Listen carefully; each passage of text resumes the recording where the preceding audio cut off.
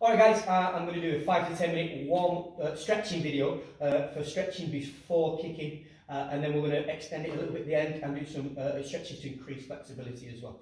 So to start with, I'm going to have my feet together, my knees straight, and I'm just going to allow my weight to dangle down and not push my legs, not push my hands down, sorry. Allow my hands to dangle down and keep my knees locked out straight. I'm going to just slowly warm up the back more than anything, more than the hamstring. And relax, just give them a shake off. For this time, feet shoulder width apart, keep your knees locked out straight, reach your elbows to touch your elbows, and then try to push your elbows towards the ground gently. Not too hard yet, quite gentle. There we go, hold that. 1, 2, 3, 4, 5, 6, 7, 8, and relax. So we're just doing prep stretches, that means making it safe to carry on. We're not doing anything to extend any stretches just yet, so the 8 seconds is fine. This time, feet together. I'm going to reach and push a little bit further. Knees locked out straight, reach down, touch your toes. 1, 2, 3, 4, 5, 6, 7, 8. And relax, give me a shake off again. Okay, so now I'm going to put my feet shoulder width apart, and I need to maintain that throughout. That means I don't put my feet closer together or wider. They stay shoulder width apart. My feet also stay flat on the floor facing forwards. That means my back foot can't turn and be diagonal to make my ankle more comfortable. Instead, I need to make sure both my feet are flat on the floor facing forwards. And I put my feet kind of as wide as I can go without my heel lifting off. I bend my front leg and keep my heel stuck to the floor. You should feel it stretching in your back hamstring and the top of your calf as well. We're also loosening up the ankle and anything around there as well. Okay, and I'm going to step wide and go forward onto the ball of my foot. I'm going to push my hip through. So use my hands a little bit just to steady my weight. I'm pushing this hip pushing down and forwards.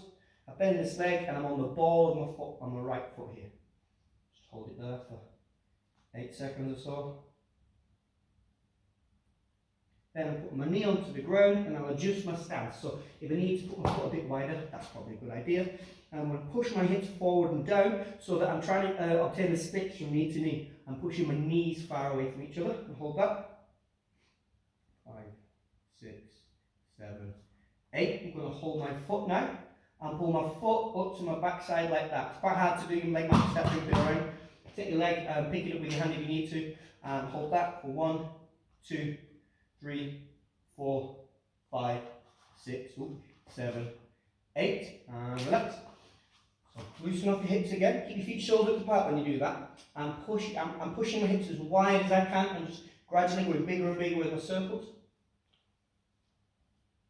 So now I'll switch the other way. So my right foot was forward now, opposed to my other foot was forward last time. And both feet are flat on the floor facing forwards. And that foot must be strictly forward. My back foot must be forward. Don't allow it to come diagonally out just for comfort. Keep it flat on the floor facing forward. Bend your front leg as much as you can until your heel starts to raise off the floor, then hold it there so that your foot is flat on the floor. Again, you feel the stretch in your hamstring and the top of your calf as well quite a lot. Keeping your head above your belly button, so the way of saying stay upright. Good way of checking is if your chin's above your belly button, you're all good. If your chin's forward, no good. Okay, up onto the ball of your foot now. So I've bent this leg a little bit more and gone wider with my stance and I'm pushing my hip through. 2, 3, 4, 5, 6, 7, 8. I put my knee on the floor and adjust my stance again if you need to go wider. And I push splits from knee to knee. So I'm trying to get this knee far away from that knee. 5, 6, 7, 8. And then take hold of my foot, pull it up to my backside. There we go. T-bottom, probably a better way of saying it. 4, 5, 6, 7, 8. And relax.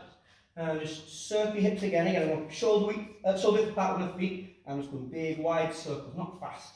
You can change directions all you want. Good stuff. Okay, take a seat. Feet out in front. My toes must be up and my knees must be straight. My toes are very up and my knees very straight. Don't allow your feet to go like this or you need to bend a little bit. Toes up, knees straight, push your chin and your chest forward. So reach into your feet is alright, and then we're bending the back quite a lot. So instead, push your chin and your chest forwards and hold for 1, 2, 3, 4, 5, 6, 7, 8, and relax. Then I'm going to twist behind and look behind.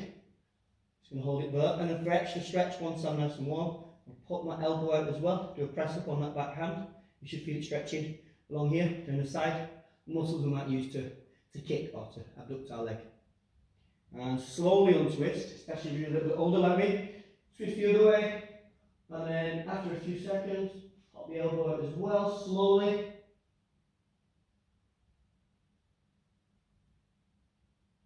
And relax. Then this time, rather than just stretching down, I'm going to put my hands underneath my leg. I'm going to fold my chest to my legs. Again, if I push my head down, I'll end up with a really big back bend, which we're going to get a little bit, but that's not what we're after. We want to be able to push this part of our body down. So push your solar plexus or your chest forward. It's just a visualization anyway. It doesn't matter what you think about, as long as you're pulling your body down, not your head down. Keeping your toes up and back, better discipline. 5, 6, 7, 8, and relax. Just one more after that. We're going to absolutely go for it. This time we're going to hold it a little bit longer. I'm going to hold it 12 seconds or so. 1, 2, 3, 4, 5, 6, 7, 8, 9, 10, 11, 12. And relax. So now I'm going to start stretching my hip and my groin a little bit more. My hamstrings are nice and loose, so you should be able to move up. I'm going to start in this position here. Anyone that's done frog jumps or squat jumps, that's a good way to let your little one know how to, what position to start in. The important bit is my elbows are on the inside of the knees, not on the outside. That's important. I'm going to step one foot out, toes pointing to the sky. This foot here, in an ideal world, will point away from the foot that's out. I'll say that again. The base foot, this foot here will point away as much as possible from that foot that's out. My elbow will apply pressure to my knee to turn it that way. If you can't push with your elbow enough, simply reposition your hand and then you'll have more purchase, more torque with your elbow to push it back. Keep your toes up, point to the sky, reach down, touch your toes. It doesn't really matter how far you're gripping. I use my hand as a way to pull my chest and my body down to my knee like that. 1, 2, 3, 4, 5, 6, 7, 8. Now I'm going to change legs. I don't need to reposition my feet. They're at the right width away from each other. I don't need to change that. Bend one leg, straighten the other. My elbow puts pressure on that knee there. Again, I can move my hand around if we need to. Toes point to the sky, reach down. 1, 2, 3, 4, 5, 6, 7, 8. This time when I change, the foot that's out is going to be flat on the floor facing forward. This is a very important change. So when I change to here now, the toes here don't stick into the air. They're flat on the floor facing forward and I reach down. This way it changes the stretch more from hamstring stretch to a groin stretch or a hip stretch. 2, 3, 4, 5, 6, 7, 8. Notice again the pressure on that knee is there through it.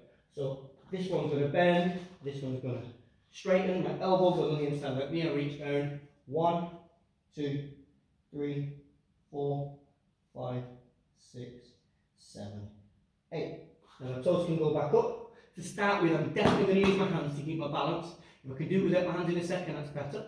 I'm going to change sides regularly now, one to the other, and I'm going to try and stay as low as I can when I do it. The lower I stay, the more stretch I get in the groin, in the hips. Just like this. So again, if you can do it without your hands, that's better. Nice and loose, nice and fast. Stay as low as you can. And relax. Take your weight onto your hands when you bring your legs in. Make sure you're supporting. My hips feel a little bit loose after that, so I need a bit of help getting up. Circle again, not too fast. And we'll get rid of any air bubbles we might have in any joints.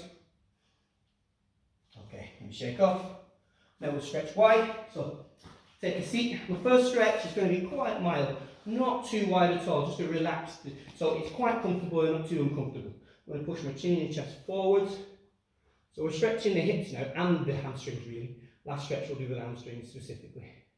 4, 5, 6, 7, 8. And come back up and then back down to this side.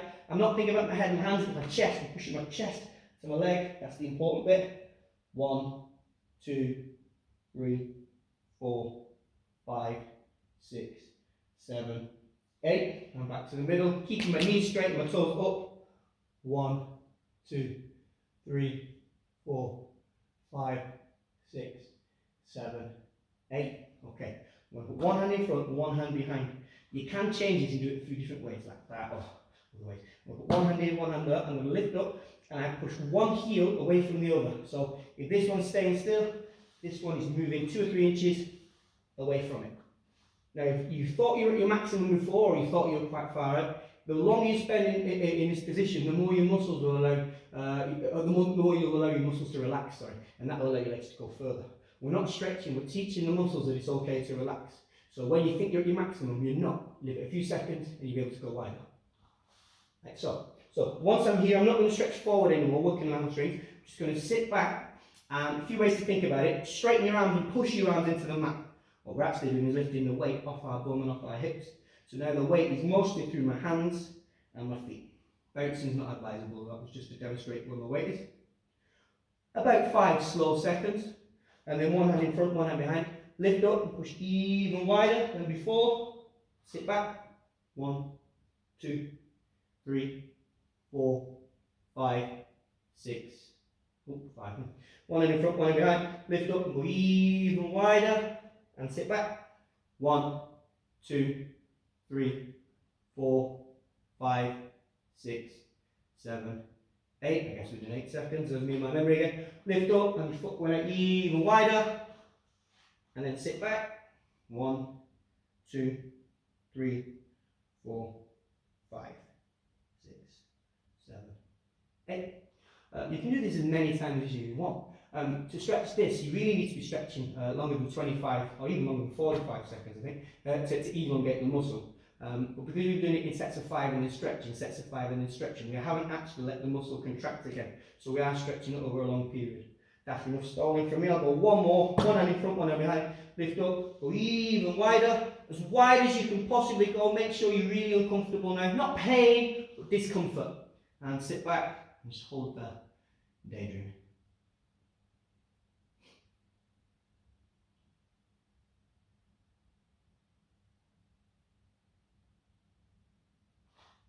And relax. So, don't bring your feet in using the muscles that we've just stretched. You don't really want to use those active right now. Instead, I'll scoot my bottom back so it relaxes those muscles. And then now, I should be able to bend my legs in with my hands. Bring them in.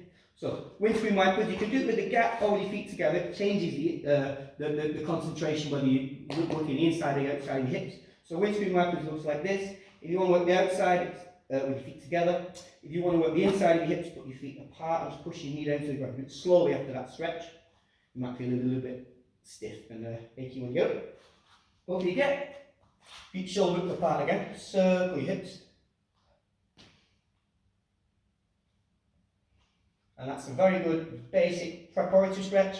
We've also done some elongating there as well, which means we'll probably increase the flexibility as well.